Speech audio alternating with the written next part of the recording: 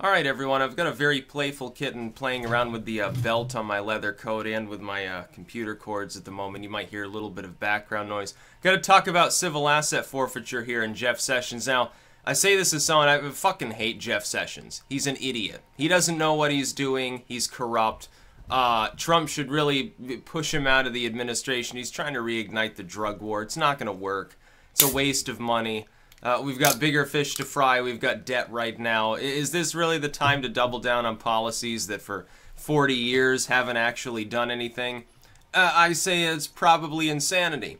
But the media is not being fair to Jeff Sessions on his latest round of statements on civil asset forfeiture. A lot of people, they saw like the clickbait titles. And even if they're like wary of the fact that, yeah, CNN, New York Times, the Washington Post, WSJ, they all fucking lie constantly. Even if they're well aware of that fact, it's just you talk about civil asset forfeiture, and all of those pro-liberty minded people, they just go nuts and they just assume the worst because Sessions has spoken of it before. But if you actually read any of these articles, or you actually read the quotes from Sessions himself, the current round of, yeah, we're going to have more civil asset forfeiture is going specifically, is what he's talking about specifically are drug lords, like cartel members and people who are actually marketing and distributing the product. He's not talking about beefing up civil asset forfeiture for somebody who smoked a joint. I don't really have a problem with that. Here's the thing with civil asset forfeiture. Number one, the seizure of property should only be temporary if you suspect reasonably, if there's a warrant, everything's above board, and you suspect somebody reasonably and you're prosecuting them already, they're in jail awaiting prosecution for drug running or something, yeah, go ahead and temporarily seize and document those assets. That's perfectly fine. If the person, though, is found not guilty, the problem with civil asset forfeiture is either no charges are brought and they've just, oh, well, yeah, the police like confiscated $500 for no reason. That's a problem. You know, no charges are ever brought. There's no actual reasonable suspicion of a crime, and yet they still get stuff seized. Or number two, after a legal battle, they have been charged, they get found not guilty of any crimes, and then they don't get their assets back. Those are the problems with civil asset forfeiture. Those are blatantly illegal. It's theft. It's a form of theft that happens somehow to have been declared legal by the judicial system. And if Jeff Sessions wants to expand that, then he's way more nuts than even I estimated. Civil asset forfeiture in the sense of a temporary hold on property that is potentially fully seized thereafter because of the problem of public expenditures on policing and the court system and stuff. If someone has been found guilty and the materials that have been seized were the product of criminal activity in the form of profiting, yeah, that's okay, and that's basically what he's talking about here. And I'm against civil asset forfeiture in those other cases. No, the state should absolutely not in any way be construed as empowered to seize someone's property unless charges are brought and they're found guilty. If there's no charges brought, there shouldn't be so much as a penny forfeited.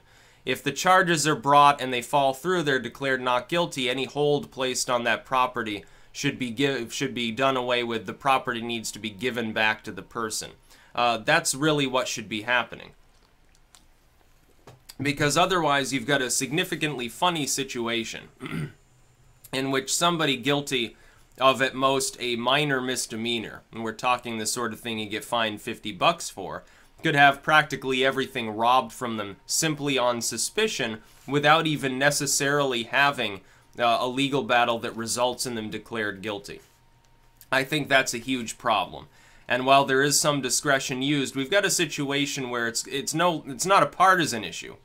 A significant number of states have already basically done away with civil asset forfeiture, or at least reduced the capability of police forces to administer it. We're talking very, very red states, very, very blue states, and people who are in the middle.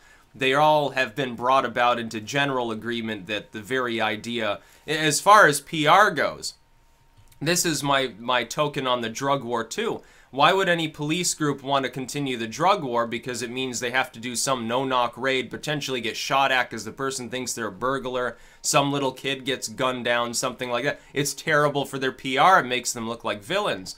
The same is true of civil asset forfeiture. You start taking sums from people or property from people, never actually end up charging them, or you charge them and they're found not guilty, they can't get their stuff back. It's a PR nightmare. You want the public to trust and work with the police. That's not the way to do it. It's just not going to work. Jeff Sessions, for merely suggesting in the past that he doesn't have a problem with the program and yeah, we're going to keep up the drug war, shows he's not competent to carry out his job.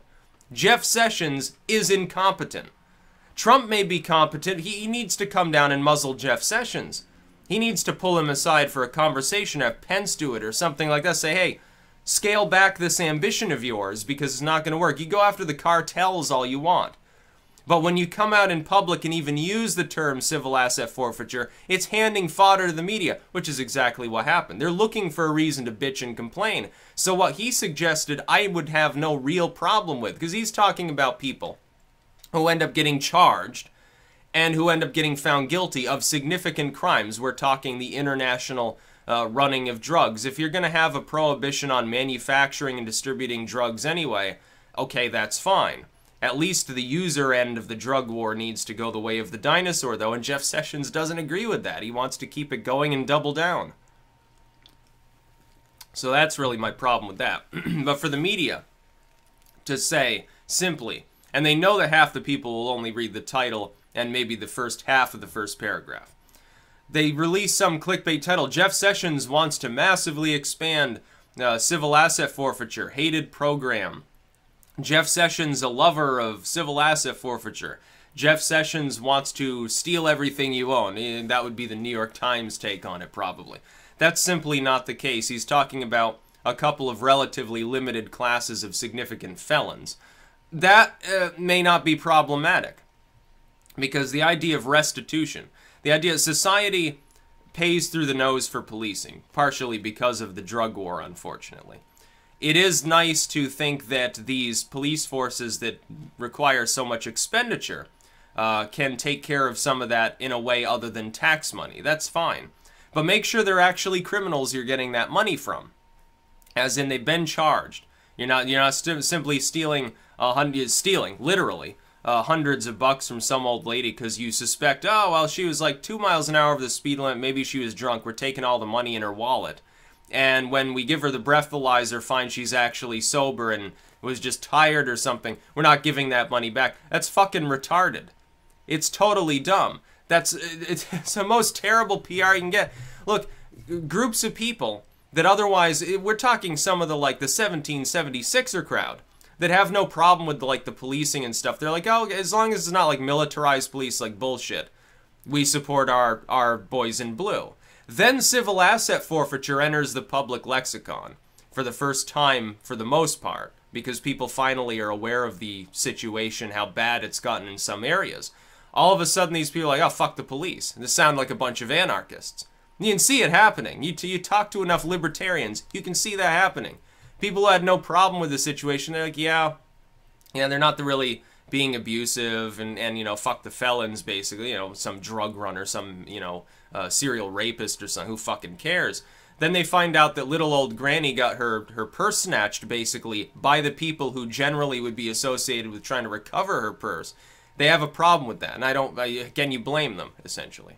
And Jeff Sessions is public enemy #1, apparently, when it comes to supporting crap like this. But with this particular expansion of civil asset forfeiture he's talking about, he's not referring to the general public as in, well, yeah, you got a pat down on the street and the cops stole your wallet, basically.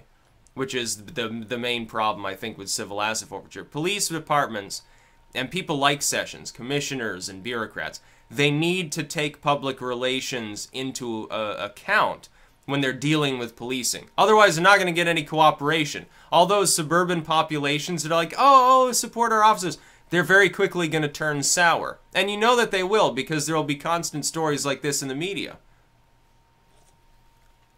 You underestimate their capability of controlling the minds of a bunch of delusional soccer moms.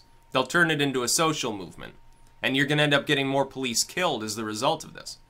They're going to get injured. They're going to face more riots. They're going to face more crime in general towards them, because the ire of the population will be directed towards them. Scale them back. It's just like government.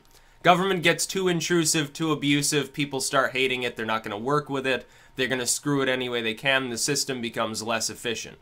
It starts springing leaks. Government is limited. Government is largely uninvolved and distant. Then nobody has a problem with the government. It can't abuse them.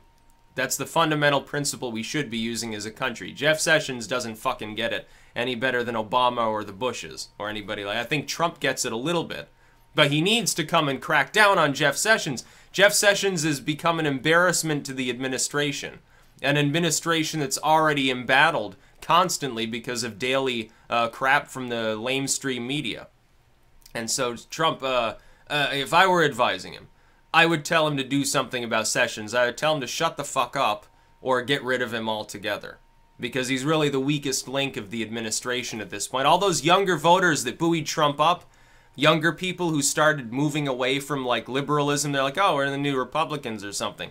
They're going to flee the party if you harangue on this sort of issue. It's the worst possible thing you can do. Looking forward to 2020, things would look a little bit less rosy for the Trump administration if you keep having this problem. And this is not the first time that Jeff Sessions has done it. So I would recommend muzzling him or getting rid of him altogether. And if you're going to get rid of him, if you're that pissed, you're like, well, this is a PR nightmare. I got to take care of this shit. You do it very publicly, and you come out and say, I like him personally, he's not a bad guy, but it's obvious the public didn't like him in his role, and it went beyond the partisan. It wasn't just Democrats complaining. A bunch of people that support me complained, so I decided to fire him. That's what Trump should do. That's about all. Peace out.